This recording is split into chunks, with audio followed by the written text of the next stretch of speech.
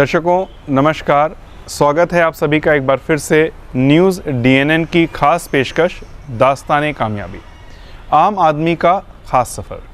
और आज इस सिलसिले में इस कड़ी में हम आपकी मुलाकात करवाने जा रहे हैं डॉक्टर उदित राज से, एक जाना माना चेहरा जो कि खुद एक आईआरएस रहे हैं और आईआरएस के बाद उन्होंने राजनीति में कदम रखा। डॉक्टर साहब, आपका बहुत बहुत स्वागत है न्यूज़ डीएनएन में। सबसे पहले हम शुरुआत करते हैं डॉक्टर साहब के बेसिक जगह से, जहां से इन्होंने अपनी शिक्षा को शुरू करा। किस तरीके की दुश्वारियां, किस तरीके की चीज़ों से गुज़र करके इन्होंने एक आईआरएस के सफ़र की शुरुआत करी। डॉक्टर साहब, सबसे पहले हम ये जानना चाहते हैं कि बचपने का वो परिवेश जिसमें आप रहे माता पिता के साथ, घर परिवार के बारे में कैसा था माहौल, कैसे शिक्षा की तरफ प्रेरित करा गया? इलाहाबाद में एक तहसील है, मेजा तहसील है, और ईस्टर्न साइड में है, मिर्ज़ापुर साइड में। वहाँ एक गांव है रामनगर। रामनगर गांव का एक हमलेट है, पुरवा जिसके कहते हैं, झेंगुर का पुरवा। वहाँ मैं पैदा हुआ। पढ़ाई जो प्राइमरी स्कूल की थी मैंने समोगरा बगल में गांव था वहाँ पर किया, और 5th स्टैंडर्ड के बाद में 5-6 किलोमीटर पर दूरी पर लाला रामलाल अग्रवाल इंटर कॉलेज था, वहाँ से शुरू किया और 12th तक वहाँ किया। जिस स्कूल में मैं प्राइमरी लेवल पर पढ़ाई करी उसमें कई बार तो छत ही नहीं रहती थी, पेड़ के नीचे भी पढ़ना पड़ता था जब बरसात होती थी, और पैदल जाना पड़ता था, मुझे याद है। और चप्पल वगैरह होते नहीं थे पाँव में, और पढ़ाई का तो हालत तो बहुत अच्छी पहले भी नहीं रही है। माँ को पढ़ाई का ज़्यादा इल्म नहीं था कि काम क्या करता हो। फादर हमारे एक्स आर्मी मैन थे तो उन्हें पता भी था। इसके बाद घर के कामकाज में भी हाथ बटाता था। लेकिन जब 5th के बाद में सिरसा टाउन है, इलाहाबाद में एक सिरसा टाउन है, लाला राम अग्रवाल कॉलेज में पढ़ाई शुरू करी, तब थोड़ा सामाजिक चेतना आने लगी। और फिर 10th तक जाते जाते एक घर के लिए काम भी करना, लोगों के लिए करना। फिर लेकिन आर्थिक हालात बहुत अच्छे नहीं थे, छोटा किसानी थी, और जो मकान था खपड़ेला मकान था, और दीपक से पढ़ते थे। हाई स्कूल और इंटर का जब एग्ज़ाम दिया तो दीपक से पढ़ते थे, रात में चला कर के पढ़ते थे और रट उट करके पास करते थे, क्योंकि कोई समझा के पढ़ाया जाता नहीं वहाँ पर गांव में। उत्तर प्रदेश बोर्ड की जो शिक्षा है उसका करीब करीब पद्धति आज भी यही है। और कॉलेज में कई बार मुझसे झगड़े दूसरों को हो जाते थे। कारण यह होता था कि जैसे कि कोई एक छात्र दूसरे छात्र को दबाने की कोशिश करता था, दबंगई करने का, तो मैं अकस्मात उसके बीच आ जाता था जो कमज़ोर होता था। इसको वजह से बड़े सारे झगड़े हो जाते थे मुझसे। तो मेरे घर वाले इस बात से बड़े तंग थे कि मैं झगड़ा खरीदने का काम करता हूँ। और स्कूल के छूटने के बाद कई बार रास्ते में ही कुश्ती पटक हो जाता था, झगड़ा हो जाता था। लेकिन वो पर्सनल वजह नहीं होता था, पर्सनली मुझे जल्दी कोई टच नहीं करता था, लेकिन दूसरों के लिए ज़रूर करता था। इंटर में जब मैं था 10+2 में 12th क्लास में, तो एक मेरा दोस्त था लल्ला हिरवार, उन्होंने कोई झगड़ा उनसे हो गया, वो तथाकथित सवर्ण जाति के थे। तो उस समय तो जात पात का बात बहुत हावी थी, तो उन्होंने रिटालिएशन किया और उसको मार दिया दूसरे लड़के को। तो जब वो लड़का सवर्ण समाज का था तो पूरे टाउन के अंदर एक मैसेज गया कि अरे दलित होकर के, चमार होकर के कैसे मार लिया ब्राह्मण के बच्चे को। तो वो मेरे दोस्त भी थे और मैं हॉस्टल में रहता भी था। तो बात मेरे तक आई, हमने कहा कि बात इंडिविजुअल झगड़े की है। जब कोई चमार पीटता है, खटिक पीटता है, वाल्मीकि पीटता है, तो फिर कोई ये नहीं कहता कि चमार को मार लिया, चमार को मार लिया। तो व्यक्तिगत झगड़े हैं उसका उसी तरीके निराकरण भी व्यक्तिगत लेवल पे देखा जाए, उसको झगड़े के तौर पे देखा जाए। रंग नहीं देना चाहिए। तो फिर मजबूरन मुझे उसमें कूदना पड़ा। जब कूदा तो मेरे ऊपर ही सारा झगड़ा आ गया, सब मेरे ऊपर हमला कर दी। उसका हालांकि उसका फ़ायदा भी मुझे हुआ, बड़ा नाम पूरा और ज़िले में हो गया, अखबारों में छप गया, कॉलेज बंद हो गया, सब कुछ हो गया। और इस तरह से जोखिम तो मोल लिया लेकिन ख्याति भी बढ़ गई। और उसी समय मैं कम्युनिस्ट पार्टी के टच में आ गया। एक हरिराम पांडे हुआ करते थे, कम्युनिस्ट हुआ करते, वो आए, मेरी मदद किए। और फिर 10+2 के बाद मैं इलाहाबाद यूनिवर्सिटी में आ गया। फिर student federation of India SFI जो CPIM की विंग थी उन पे काम करने लगा। वहाँ भी पढ़ाई लिखाई नहीं हो पाई, तब मैं जवाहरलाल नेहरू यूनिवर्सिटी आ गया। यहाँ भी जर्मन लैंग्वेजेज को जो 5 ईयर्स का कोर्स था उसमें एडमिशन लिया, लेकिन यहाँ भी पढ़ाई वढ़ाई हो नहीं पाई ज़्यादा, चूँकि राजनीतिक गतिविधि में यहाँ भी मैं लिप्त हो गया। उदित जी, अगर हम थोड़ा सा पीछे जाएं, जैसे आपने अपना परिवेश बताया कि घर में उतने अच्छे माली हालात नहीं थे, दूसरा जो दिक्कतें थीं उसमें और भी परिवार में बच्चे रहे होंगे। मेरे एक भाई है छोटा, वो XMLA, एक बड़े भाई हैं गांव में ही, 2 सिस्टर हैं। छोटी किसानी थी, तो पिताजी थे, माँ थे, उस समय यही परिवार हुआ करता था। और माता पिता का पूरा फोकस इस बात पे होता था कि बच्चे पढ़ लिख करके, हर माँ बाप चाहते हैं, लेकिन माँ को भी इतना समझ नहीं थी, अनपढ़ थी। बाप को समझ तो था, लेकिन ज़्यादातर यही होता है हम लोगों के बैकग्राउंड का कि लड़का या लड़की स्वयं पढ़ ले तो पढ़ ले, बाकी कोई उनको सब्जेक्ट की जानकारी नहीं, या इंक्वायरी नहीं करेंगे जा कर के स्कूल से कि पढ़ाई कर रहा कि नहीं कर रहा, क्रॉस नहीं करेंगे।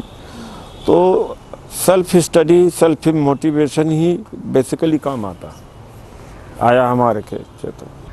उसके बाद आपने बताया कि आप अपना बेसिक एजुकेशन प्राप्त करी, फिर हाँ दिल्ली में आ गया। यहाँ भी एक प्लास्टिक के चप्पल में जेनू में आया था, रहने को नहीं था, तो कुछ एक आध महीने गुजारा था। जो SFI के और लीडर थे उनके कमरे में रह करके फिर पढ़ाई शुरू किया। यहाँ भी एक्टिविस्ट हो गया। इसी बीच में इलाहाबाद और जेनू दोनों के बीच में थोड़ा संपर्क बना रहा, तो किसानों के बीच भी काम किया। और कुछ समय के लिए जो सामंत थे उनसे बच कर के रहना पड़ा। मैं स्ट्रिक्टली तो अंडरग्राउंड नहीं कहूँगा, लेकिन कुछ बच के भी रहना पड़ा। और फिर यहाँ भी एक्टिविस्ट के रूप में ही हो गया, तो पढ़ाई वढ़ाई हो नहीं पाई। तो फिर अंत में मेरे सामने कोई रास्ता नहीं था कि मैं सिविल सर्विसेज ही लिखूं, क्योंकि आर्थिक स्थिति और कमज़ोर हो गई थी। ट्यूशन पढ़ा करके मैं पढ़ने लगा, कुछ कभी कभी घर से पैसा आ जाता था, कभी नहीं आता था। तो और जब मैं सिविल सर्विसेज की तैयारी किया तो किसी और के कमरे में रह करके, और कभी सर्वेंट क्वार्टर में अगर कोई छात्र, कोई साथी ने रेंट आउट किया तो वहाँ, या किसी और के साथ। तो इस तरह से एक परिस्थिति बन गई कि या तो सिविल सर्विसेज में टॉप की पोस्ट पर जाएंगे यानी सिविल सर्वेंट बनेंगे, या तो गरीबों मजदूरों के बीच में लड़ाई लड़ने का अधिकार तो कोई छीन ही नहीं सकता। जवाहरलाल नेहरू यूनिवर्सिटी में था, तो अंत में सिविल सर्विसेज में हो भी गया। तो 90 में पोस्टिंग हुई as assistant commissioner income tax, पहली पोस्टिंग गाजियाबाद में। मेरी पत्नी भी अब प्रिंसिपल कमिश्नर इनकम टैक्स है, पहले हम लोग बैचमेट थे। तो इस तरह से जीवन चक्र घूमा है। और जेनू के एकेडमिक पढ़ाई तो हम बहुत नहीं कर पाए, लेकिन वातावरण का मुझे फ़ायदा बहुत हुआ। और एक तो भाषा भी सीखने का, इंग्लिश लैंग्वेज सीखने का मौका मिला, और तमाम विचारधाराओं को समझ पाया, दर्शन शास्त्र को पढ़ पाया, तमाम विषयों को समझ पाया। तो जो जेनू का योगदान रहा मेरे मानसिकता को बनाने में, वो बहुत ही अहम रहा। लेकिन कुल मिला के ये कहा जाए कि सर्कमस्टांसेस वेयर माई मोटिवेशंस। अगर सबसे ज़्यादा क्रेडिट किसी को देना है मुझे, तो I will give the credit to my circumstances in which I was put. right through very beginning. And of course, till now also, that most of the time, it's the circumstances who motivate me to do something. Of course, I read Karl Marx, Dr. Ambedkar, read so many thinkers, philosophers. They had impact on my life, but most what impacted my life, my motivation, my actions, they were circumstances. When I could see that the circumstances were that there was a huge, and now also gender inequality, then caste discrimination, then economic exploitation. So these were the regions that which do not allow me ever to be on peace, always struggling, doing something like that. दर्शकों, doctor साहब से बात करके जो बहुत सुंदर बातें हमारे सामने निकल के आई, आज की डेट में जैसा कि हर मुलाकात में हमारे सामने कुछ ना कुछ विशेषता निकल के आती है, आज की मुलाकात में भी अगर आप डॉक्टर साहब की ज़िंदगी में जा कर के देखें, डॉक्टर उदित राज की जिनकी हम बात कर रहे हैं, बचपना दुश्वारियों में बीता। खुद उन्होंने बताया माताजी शिक्षित नहीं थी, लेकिन फिर भी कहीं ना कहीं उन्होंने खुद को इस्टेब्लिश करने के लिए एक सेल्फ मोटिवेशन मान करके अपनी ज़िंदगी को आगे बढ़ाया। जहाँ पर आज की डेट में हमारे बच्चे, हमारा जो युवा वर्ग है, हर चीज़ को बिल्कुल प्रिम एंड ट्रिम मांगता है, हर चीज़ उसको चाहिए, सुविधाएं चाहिए, तब वो कहते हैं कि हम कोई कार्य कर पाएंगे। उदित राज जी ने खुद बताया कि दिए की रोशनी में बैठ कर के पढ़ाई करी। पढ़ाई का स्तर कैसा था वो भी उन्होंने बताया, लेकिन जहाँ चाह होती है वहाँ राह निकल ही आती है। धीरे धीरे वो संघर्ष का सफ़र बढ़ता गया। जो सामाजिक दुश्वारियाँ थीं उसने कहीं ना कहीं इनके मन में एक हलचल रखी। सिर्फ शिक्षा तक ही सीमित नहीं रहे, सामाजिक उत्तरदायित्व कहीं ना कहीं उस शिक्षा ने इनके अंदर और बढ़ाया। सर्कमस्टांसेस ने, जो माहौल था इनके अंदर, जिन चीज़ों को लेकर एक्सेप्टेंस नहीं था, वो उसको स्वीकार नहीं कर पाए। एक सिविल सर्विसेज की नौकरी किसी का भी स्वप्न होती है, और उस कुर्सी पे आने के बाद इंसान ये सोचता है कि बस शायद यही हमारी मंजिल थी। दोस्तों, दास्ताने कामयाबी में यह ख़ास मुलाकात है, और ख़ास इसलिए है क्योंकि एक व्यक्ति जो कि सिविल सर्विसेज की कुर्सी पर बैठ जाए, हम ये मानते हैं कि वो कामयाब है। उसने ज़िंदगी में जो चाहा, ख़ास करके जिन दुश्वारियों से वो आगे बढ़ कर के निकले, उसके बाद लगता नहीं है कि किसी और चीज़ की तरफ भागने की इंसान कोशिश करेगा। लेकिन उसके बावजूद भी उन्होंने अपनी उस दास्तां को आगे बढ़ाया, और आज डॉक्टर उदित राज सभी लोग जानते हैं कि एक मेंबर ऑफ पार्लियामेंट हैं बीजेपी के, दिल्ली से। डॉक्टर साहब, जब आपने उस कुर्सी पर पदभार संभाला उस समय, और इसके बाद इस परिवेश में आने में ये परिवर्तन कैसे आया? देखिए, ऐसा है कि जिस माहौल में जैसा आदमी रहता, काम करना पड़ता। वहाँ जो ब्यूरोक्रेट काम किया, यहाँ जो सोशल वर्कर काम करता हूँ, पॉलिटिकल वर्कर काम करता हूँ। लेकिन हमेशा कुछ न कुछ अलग से करने का प्रयास रहता है।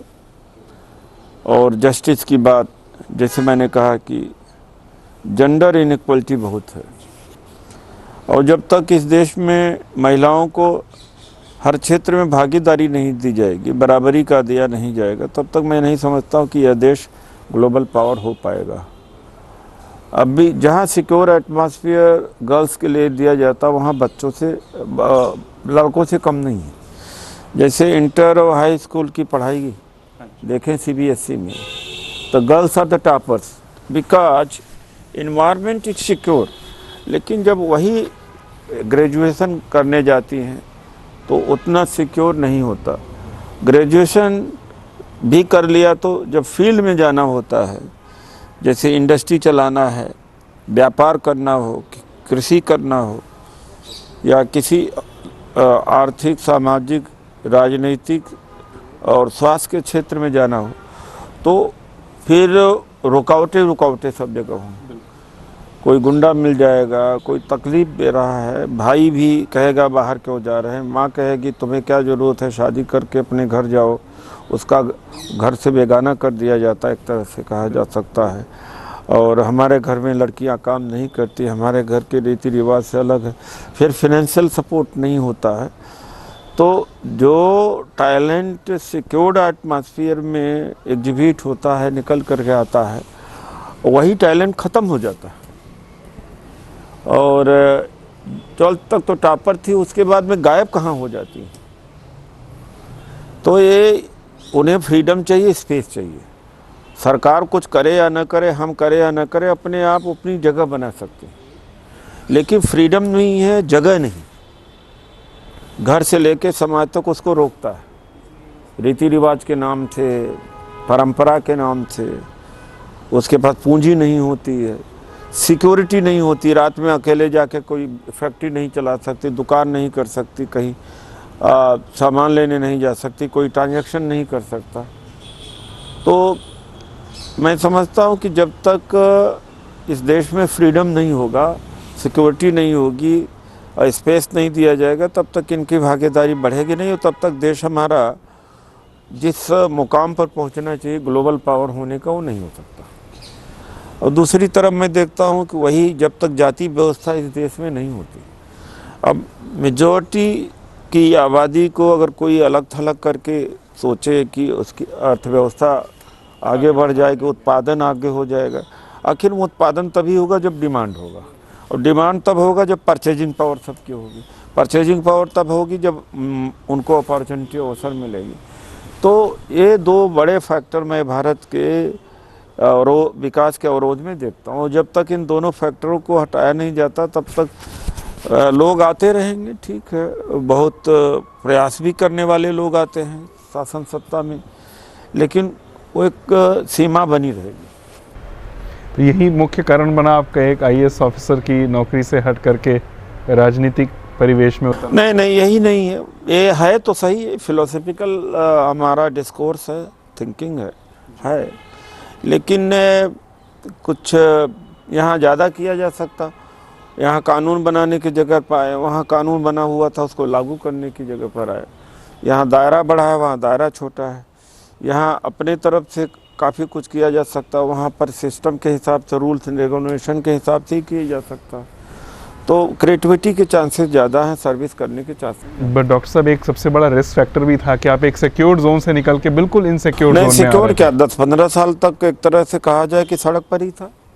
2002-03 में इस्तीफ़ा दिया, 2014 में, लेकिन मुझे कोई फ़र्क नहीं पड़ा। इस्तीफ़ा दिया और 2014 में MP बना, तो उसके बीच में कोई ऐसा कोई फ़र्क नहीं पड़ा, क्योंकि मैं हमेशा टाइम कभी खाली था ही नहीं, हमेशा व्यस्त रहता था, आंदोलन में लगा रहता था। लेकिन हाँ, अगर आप मेरी ऑर्गेनाइजिंग क्षमता न होती, लोग साथ में न होते, कॉज न होता, तो IRS की सर्विस छोड़ने के बाद में लोग ये कहते कि ये पागल था और इसका दिमाग खराब था, नौकरी छोड़ दिया, देखो अब देखो मारा घूम रहा। तो इस स्थिति में कभी रहा नहीं, न रह सकता हूँ, क्योंकि I am a man of moment. मैं मोमेंट का आदमी हूँ, तो स्ट्रगल करने वाला आदमी हूँ। तो इतना ऐसा कुछ नहीं है। I never looked at back, मैंने ऐसा नहीं कि I have looked at back that I repenting that why did I do it. It was a comfortable atmosphere, ease and comfortable, not that much taxing, and then of course I have never looked at back. दर्शकों, ये थी हमारी बातचीत doctor Udit Raj ji के साथ, man of moment. इन्होंने बहुत सुंदर बात कही। दूसरी बात, इन्होंने एक बात जो हमें कहीं ना कहीं बहुत प्रेरित करेगी, वो ये कही कि he never looked at the back. जो हो गया। हाँ, एक उद्देश्य, एक मोमेंट और एक विचारधारा के साथ आगे बढ़ना है। उस विचारधारा के साथ आगे बढ़ने के लिए हो सकता है कुछ चीज़ों को हमें छोड़ना पड़े, लेकिन सोच क्या थी? सोच ये थी कि एक बनी बनाई व्यवस्था को लागू करा जाए, या उस व्यवस्था को बनाने में उस व्यवस्था का भागीदार बना जाए। दास्तान बहुत सुंदर है। अगर आप समझ सकें तो सिर्फ इतना सा ही है कि जो लोग ज़िंदगी में समाज के लिए, देश के लिए, अपनी सभ्यता के लिए, संस्कृति के लिए कुछ करना चाहते हैं, वही लोग दास्तान कामयाबी का हिस्सा होते हैं। उन्हीं का नाम होता है जिसके नाम को लेकर के चीज़ों को याद करा जाता है और एक व्यवस्था बनाई जाती है।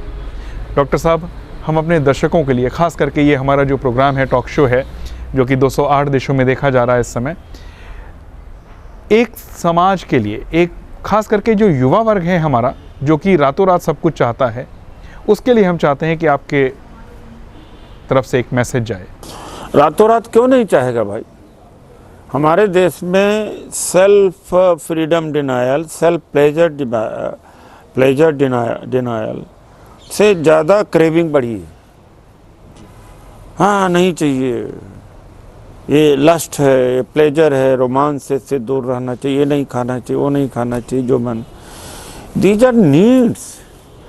और दुनिया का कहीं भी यूथ होगा, इंडिया का ही क्यों, दुनिया का कहीं यूथ होगा, वो क्यों नहीं चाहेगा कि यहाँ से तो कम बल्कि दूसरे देशों में तो 10th पास होने पर 12th अपने पैरों पर खड़ा हो जाते हैं जी। ओबामा की दोनों बेटियां जब वो प्रेसिडेंट थे तो रेस्टोरेंट में काम कर रही थी, तो आप तो उनको ज़्यादा कहेंगे कि बड़ी जल्दी में है यूथ वहाँ का, क्या ज़रूरत है, बाप प्रेसिडेंट है। ये सब यहाँ पर मिथ बहुत है, गलत धारणाएं बहुत हैं जिसको तोड़ना पड़ेगा। हाँ, ये अलग बात है कि उसको राइट एजुकेशन नहीं दिया जाता, जिसके वजह से कि खुद सेल्फ एम्प्लॉयमेंट जनरेट कर ले, अपनी तरफ बिजनेस कर ले, या उसके अंदर समाज के प्रति वो जागृति या जिम्मेदारी हो। गाली दे रहा है, बैठ कर को वहीं गंदगी कर रहा है, जो अपना केले का छिलका वहीं रख दिया, बीड़ी वहीं पी करके ताश खेलना या नॉन कंस्ट्रक्टिव और अनप्रोडक्टिव वर्क में वो बिजी है, ये गलत कहा जा सकता है। लेकिन वो मेटेरियलिस्टिक है, भौतिकवादी है, बिना भौतिकवाद का संतुष्टि होती नहीं। देखा जा रहा है कि ये बड़े बड़े कई संते पकड़े जाते हैं, इनका कम भौतिकवाद मामला है, 1000 10 हज़ार करोड़ का। तो देखो, लेक्चर देने से बात नहीं, जो self denial of freedom, self denial of basic need, self denial of basic pleasure, satisfaction, ये हमारे देश का है। उसने बहुत नुकसान किया, क्रिएटिविटी नहीं आ पाती है, वो इसी में लड़ रहा, मुझे ये नहीं चाहिए, ये मुझे नहीं चाहिए, वो मन कह रहा चाहिए और खुद वो रिपेल कर रहा है, तो कंट्राडिक्शन है। तो इसलिए वो गलत बात नहीं, गलत है कि right education is not there is. और अगर बॉयज है, लड़का है, तो लड़कियों को एक तरह से चिकन समझता दूसरे के बाद कि खाने के हुआ, और लड़की है, फीमेल है, तो उसका डेवलपमेंट नहीं हुआ, अंडर डेवलप हुआ है। तो हमारे सोसाइटी का वो प्रॉब्लम है, ये प्रॉब्लम नहीं है। In our youth vis-a-vis youth of other countries, they are more conscious about their career. Why should not they be? होना चाहिए। तो ये धारणा ही गलत है, यहाँ पर बहुत सारी चीज़ें यहाँ गलत है जो तोड़ने की ज़रूरत है यहाँ पर। तो मैं नहीं एग्री करता हूँ इसको। हाँ, यह है कि आप क्या संदेश देना चाहते हैं जैसे युवा वर्ग को? जैसे स्वच्छ भारत अभियान चल रहा है, मैं एक उदाहरण देना चाहता हूँ। गंदगी जो है, या गंदगी का पैसा, वो अपमान का पैसा माना जाता है। वो पैसा ही को सम्मान जब तक नहीं मिलेगा तो देश कैसे स्वच्छ हो सकता? The very occupation, the very act of cleaningness is considered to be undignified and it's a law. And look at the Japan and other countries. यह हमारी कल्चरल प्रॉब्लम है, it's not law and order problem हो या political problem. Japan में what happen, the children they sweep, they wash their, they sweep the floor, they clean kitchen, everything they do themselves. वहाँ पर कोई school के लिए कोई अलग से क्लीनर नहीं है, स्वीपर नहीं है, झाड़ू वाला नहीं है, खाना बनाने वाला नहीं। चिल्ड्रन themselves do everything, बच्चे देते हैं। तो उन बच्चों को अपनी सफाई करना तो में कोई हिचक तो होगी नहीं, कहीं भी गंदगी होगी उसको साफ कर देंगे। तो माइंडसेट की बात। तो पैसा ही अगर आपका, जिस पैसे को ही आप डिसरेस्पेक्ट वाला मानते हो, दृष्टि से नहीं देखते हैं, अपमानित वाला देखते हो, नीच का पैसा देखते हो, लोअर कास्ट का पैसा देखते हो, तो कहाँ से हो जाएगा? कंट्राडिक्शन तो वहाँ पर आया हुआ है। प्रधानमंत्री जी ने बहुत कोशिश किया, असर भी पड़ा है, मैसेज जा रहा, बड़े बड़े लोगों ने झाड़ू थामा, लेकिन वो पैसे को सम्मान नहीं मिला ना। Unless it is given the dignity, it is loaded with the dignity, loaded with the economic power, I don't think that. दर्शकों, ये थी हमारी मुलाकात डॉक्टर उदित राज जी के साथ। दास्ताने कामयाबी कैसे लिखी जाती है, क्या क्या दिक्कतें आती हैं, कैसे कैसे गुजरना पड़ता है, शायद कहीं ना कहीं हमारे लिए प्रेरणा का स्रोत होगा। जल्दी ही मिलेंगे हम किसी ना किसी नई शख्सियत के साथ और जानेंगे उस सफ़र के बारे में। तब तक के लिए हम सभी को इजाज़त दें। नमस्कार।